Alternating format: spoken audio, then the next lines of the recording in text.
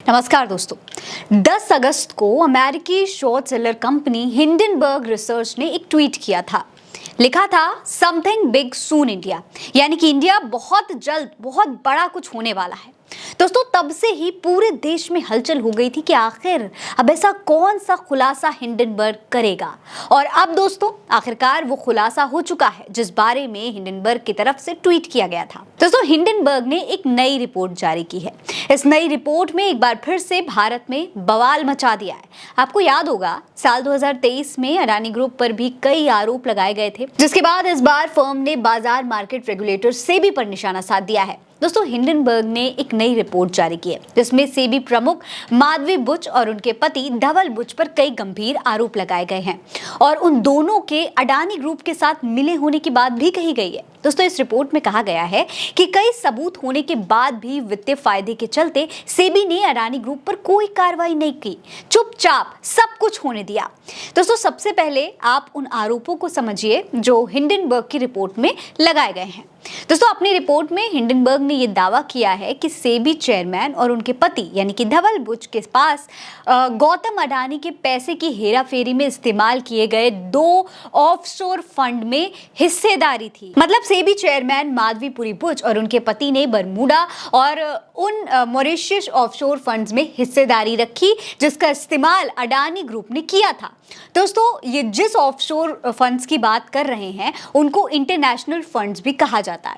असल में ये जो इंटरनेशनल मार्केट है इसमें इन्वेस्ट करने वाली म्यूचुअल फंड्स की स्कीम की तरह ही इनका काम लिया जाता है, जो किसी स्पेशल सेक्टर या फिर कंपनियों और रेगुलर इनकम की सिक्योरिटी में इन्वेस्ट करती है, जिसका सीधा साधा फायदा यहाँ पर अडानी ग्रुप को हो रहा है और इसी की आड़ में सेबी के चेयरमैन और उनके पति को भी फायदा हो रहा है। अगर आसान भाषा में कहें तो ऑफशोर बैंकिंग वो बैंकिंग होती है जो देश के बाहर होती है, यानी कि देश के बाहर बिजनेसमैन इन्वेस्ट करता है और अपना पैसा किसी न किसी तरीके से बचा लेता है। दोस्तों, ऑफशोर बैंक अकाउंट से बड़ी ही आसानी से फॉरेन करेंसी से बिजनेस किया जा सकता है और सबसे बड़ी बात यह है कि इससे आप किसी भी दूसरे देश द्वारा दी जाने वाली किसी भी फाइनेंशियल सिक्योरिटी या फिर टैक्स बेनिफिट्स का फायदा उठा सकते हैं। इसका ज्यादातर इस्तेमाल वो बिजनेसमैन करते हैं जो अंतर्राष्ट्रीय स्तर पर काम कर रहे होते हैं, जैसे कि अडानी ग्रुप। दोस्तों, इसी ऑफशोर फंड्स को इन्वेस्टर्स का रिप्रेजेंटेटिव यानी कि एक तरीके से प्रतिनिधि बनाकर इंटरनेशनल मार्केट में पैसा लगाया जाता है। ये या तो सीधे विदेशी कंपनियों के शेयर्स में निवेश करते हैं या फिर किसी दूसरी विदेशी म्यूचुअल फंड्स में इन्वेस्ट कर देते हैं। दोस्तों, किसी फंड का किसी दूसरे फंड में निवेश को फीडर रूट भी कहा जाता है। विदेशी शेयर्स में निवेश घरेलू शेयर्स में निवेश से थोड़ा सा ज्यादा जोखिम बड़ा होता है, लेकिन फायदा बहुत बड़ा होता है। आपका रिटर्न इस बात से भी प्रभावित हो जाता है कि आपके देश की करेंसी किसी विदेशी मुद्रा की तुलना में कितना मजबूत और कमजोर पड़ती है। दूसरा बड़ा आरोप मनी साइफिंग का है।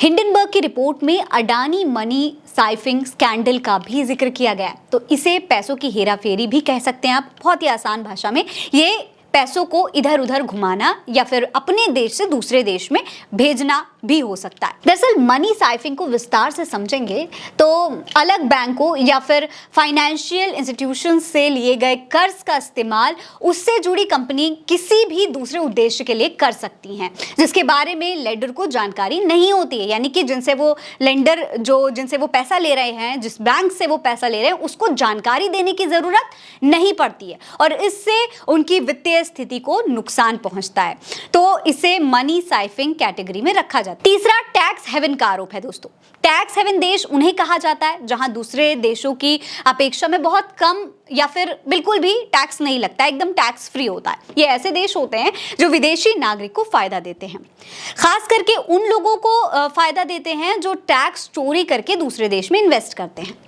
रिपोर्ट्स में जिस बरमूडा और मॉरिशस का जिक्र किया गया है और ये दोनों देश भी दोस्तों टैक्स हेवन की कैटेगरी में आते हैं। यहाँ अडानी को पूरा का पूरा फायदा मिलता हुआ दिखाई दे रहा है। वहीं अगर सेबी की बात करें तो ये भारत में मार्केट रेगुलेटर के रूप में काम करती है। इसका काम निवेशकों के फायदे की रक्षा करने के साथ ही उन्हें मार्गदर्शन देना यानी कि गाइड करने का भी होता है कि अगर किसी भी बिजनेस में वो इन्वेस्ट कर रहे हैं, देश के बाहर भी इन्वेस्ट कर रहे हैं, तो उन्हें किसी तरीके का कोई नुकसान ना हो। पूंजी बाजार में व्यापार से जुड़ी हेरा फेरी और धोखाधड़ी को रोकना भी इन्हीं का काम होता है। वहीं अगर सेबी के अध्यक्ष की बात करें तो इनकी नियुक्ति केंद्र सरकार करती है। फिलहाल माधवीपुरी सेबी की अध्यक्ष है। ऐसे में अडानी से उनका कनेक्शन ये तमाम सवाल खड़े करता है कि कहीं सेबी के पीछे चुप कर कहीं अडानी ग्रुप ने कोई बहुत बड़ा घोटाला तो नहीं कर दिया है। हिंडनबर्ग में सीधे तौर पर अडानी के साथ साथ माधवीपुरी पर भी निशाना साधा गया है। इस पर आपकी क्या राय है, हमें कमेंट सेक्शन में लिखकर जरूर बताइएगा। ये खबर आप उल्टा चश्मा यूसी पर देख रहे हैं। नमस्कार।